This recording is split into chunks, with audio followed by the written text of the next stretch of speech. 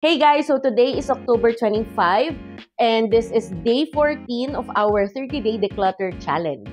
And today, we will be decluttering 17 items. Pero kahapon kasi hindi ako nakapag-shoot. Dahil, ano nga bang ginawa ko?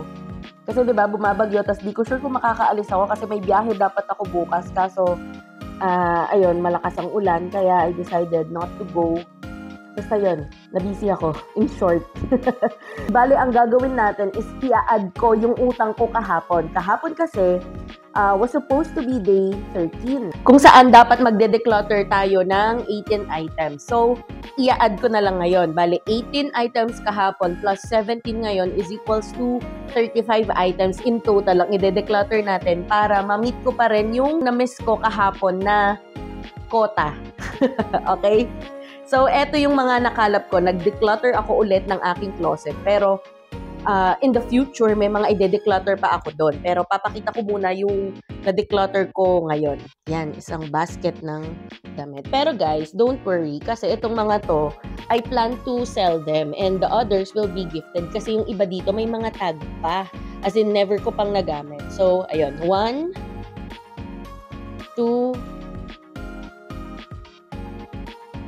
3, ito i-gift ko na. Ayan. 4, 5, 6, 7, 8, 9, 10, 11, 12, open, 13, 14, libre lang. 15,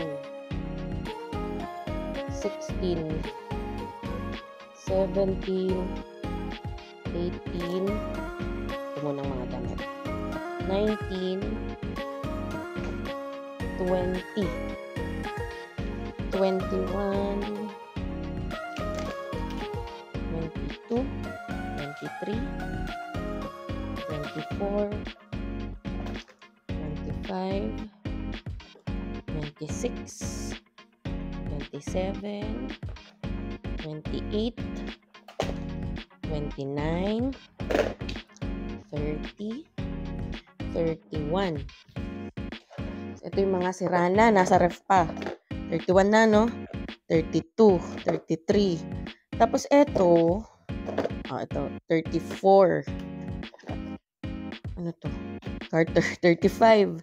Eto, mga extra na nabili ko para sa baby namin. So, ibibigay din namin ito sa pinsan namin. Bale, pinsan ng husband ko. I lost count. Wait lang.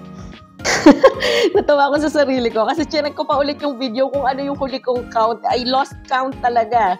So, ayun. Ano na? Ito. 36, 37, 38. Tapos meron pa dito, 39. Ibibigay ko na rin yan sa aking kapatid. So yon, I was able to declutter 39 items today instead na 35 lang. Alam nyo, nare-realize ko na kapag hindi ka masyadong sure sa damit, especially yung mga mahilig mag-mine sa live selling, kahit okay pa yan or kahit brand new, kapag hindi ka sure dun sa damit, wag na lang, wag mo na siyang bilhin. Kasi ganun yung iba dito. Yung mga binili ko lang para ma-avail ko yung free shipping. Yung mga ganun, nasasayang lang yung damit. Kasi hindi rin naman siya nagagamit or ilang beses mo lang siya nagagamit. Kaya yun, lesson learned talaga. Pero katulad ng ginagawa ko ay binebenta ko sila. May mga pagkakataon kasi may mga bazaar, yung mga ganon. Sumasali ako sa ganon, tapos binibenta ko. Minsan naman, kapag may time, ay pinipicturan ko sila, tapos pinopost ko sa Facebook ko. Pero kayo guys, if you want to buy pre-loved items, comment nyo dyan kung ano yung size ninyo, kung anong color, kung anong style yung gusto ninyo or preferred ninyo. Baka meron ako dyan, tapos i-message ko na lang kayo kung meron nga akong ganon. Well, I'll give it for a reasonable price kasi pre-loved na sila. That's it for today. We were able to declutter 39 items instead of 35. So, sobra-sobra tayo sa quota ngayon. Alright? Samahan niyo pa rin ako sa patuloy kong pagde-declutter ng mga bagay na hindi naman kailangan dito sa bahay. Ang saya. Kasi pakunti na yung dinedeclutter natin. Pero parang pahirap din siya ng pahirap. So, yun. Samahan nyo pa rin ako sa pag-declutter ko. Malapit na tayo sa kalahati. Bukas kalahati na. 'Di ba? Ang bilis.